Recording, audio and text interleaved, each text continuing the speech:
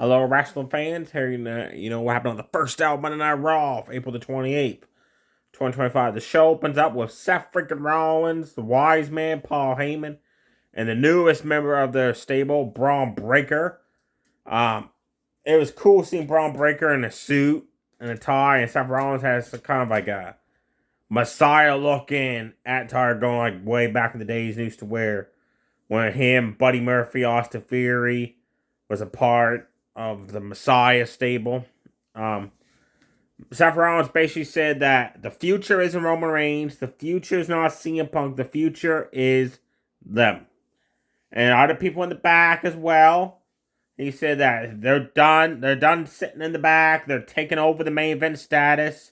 No more you're going to see Roman Reigns and CM Punk having title runs, all this stuff. Sami Zayn interrupts. He comes out. He's disgusted, first off, with Paul Heyman betraying Roman Reigns. He said, look, when I first joined the Bloodline for a few months, you doubted me, my loyalty, and that, and I proved you wrong. Then we became very good friends as we were part of the Bloodline. You called me to come ask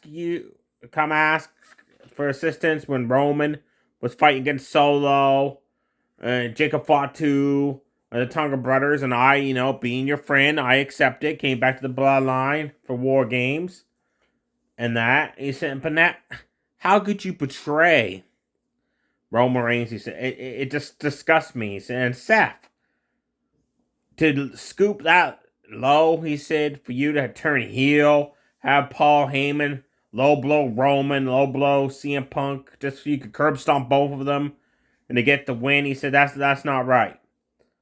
And Seth Rollins said, look, we want you to join us, because you're also the future of this company.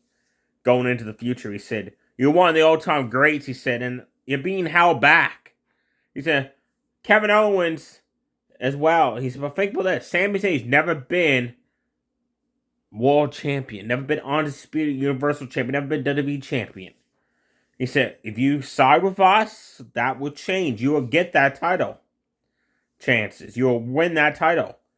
And he said, your decision is due by the end of the night. And if you choose not to side with us, don't worry, we're not going to beat you up. We're just going to basically go talk to the general manager, which is Nick Dawes. Adam Perez is not there tonight. He's requested the week off. Due to reasons outside of WWE. Hope it all is well. So he said, maybe we get you traded to SmackDown with somebody, because I do not want to hurt you. And then, like, Sammy's response was this. He said, look, if Braun's going to keep looking at me like the way he is, I'm going to kick him in the face. And Seth had a basically cool Braun Breaker down. That was a cool segment, opened the show. Logan Paul came out, bragged about beating the phenomenal AJ Styles at WrestleMania. And he said, and I noticed last week, Gunther got himself suspended for putting Pat McAfee in a sleeper hold. So, Gunther's not here to challenge main event Jay. He says, I'm challenging Jey Uso for a world title match at Backlash. And Jey Uso came out and Logan Paul said, your title win is a joke. I agree with him on that. So Jay's response, super kick Logan Paul right in the face, is a challenge accepted. You open the match on Monday Night Raw is Rhea Ripley versus Roxanne Perez. Awesome match. Roxanne kept baiting Rhea Ripley to come after her, then she'll roll out of the ring.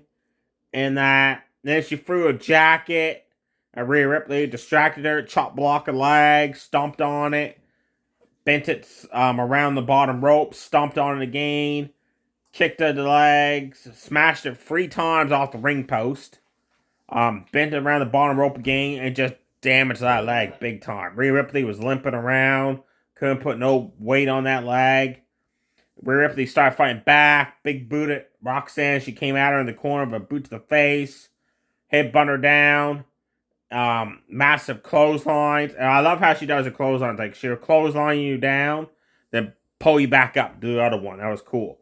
Then she always whipped Roxanne into a corner, ran at her leg gave out on her because of the damage that was done on it.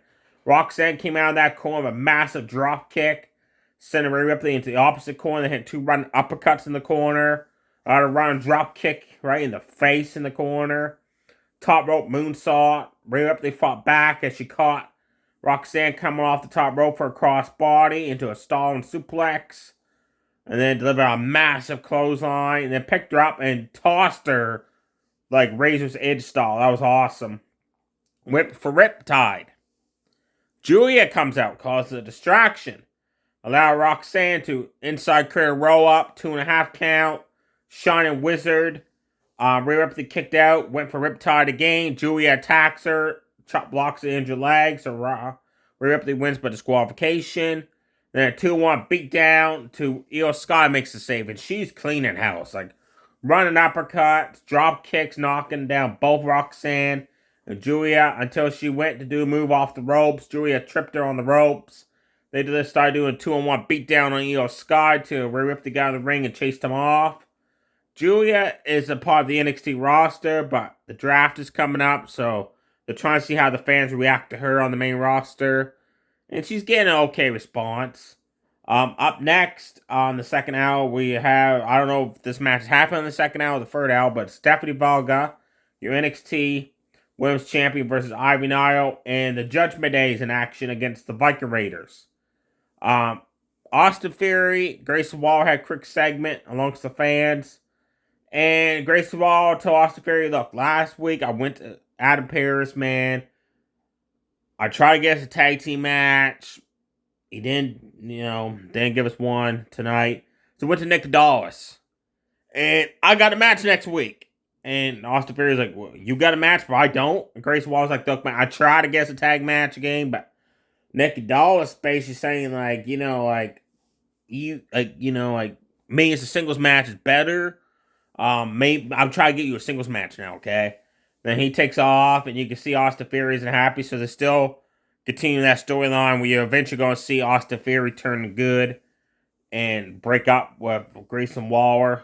There'll be no more A-Town Down Under. Let me know below in the comments of your thoughts of that.